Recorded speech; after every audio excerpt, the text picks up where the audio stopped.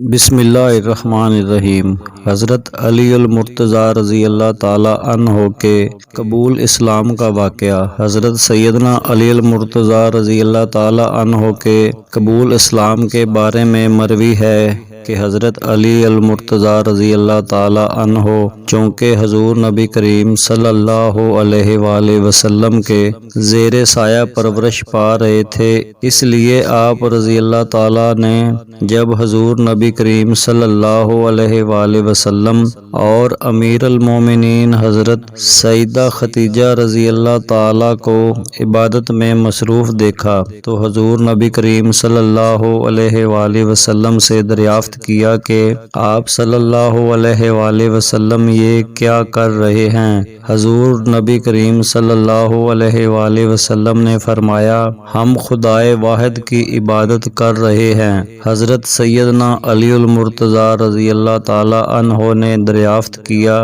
یہ کیسی عبادت ہے؟ حضور نبی کریم صلی اللہ علیہ وآلہ وسلم نے فرمایا، یہ اللہ کا دین ہے اور اللہ نے مجھے اپنے دین کی تبلیغ اور لوگوں کی رشد و ہدایات کے لیے چنا ہے، اور میں تمہیں اسی اللہ وحدہ لا شریک پر ایمان لانے کی دعوت دیتا ہوں۔ حضرت سیدنا علی المرتضیٰ رضی اللہ تعالی عنہ نے جب حضور نبی کریم صلی اللہ علیہ وآلہ وسلم کی بات سنی تو حیران ہو گئے اور پوچھا کہ میں نے پہلے کبھی اس دین کے بارے میں کچھ نہیں سنا، اس بارے میں فیصلہ کرنا مشکل نظر آتا ہے، اس لیے میں اس بارے میں اپنے والد سے مشورہ کرنا چاہتا ہوں۔ حضور نبی کریم صلی اللہ علیہ وآلہ وسلم نے ارشاد فرمایا، اے علی رضی اللہ تعالی عنہ،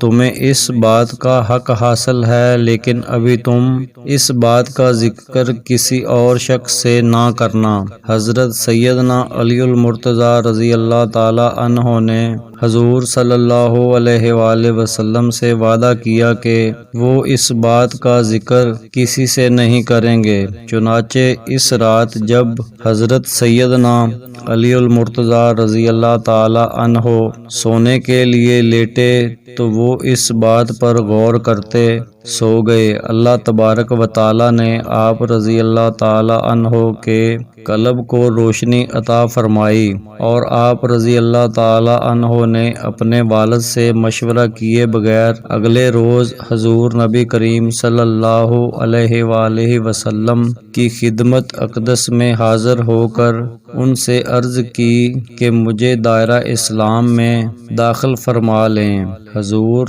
نبی کریم صلی اللہ علیہ وآلہ وسلم نے آپ رضی اللہ تعالی عنہ کو کلمہ توحید پڑھایا اور آپ کو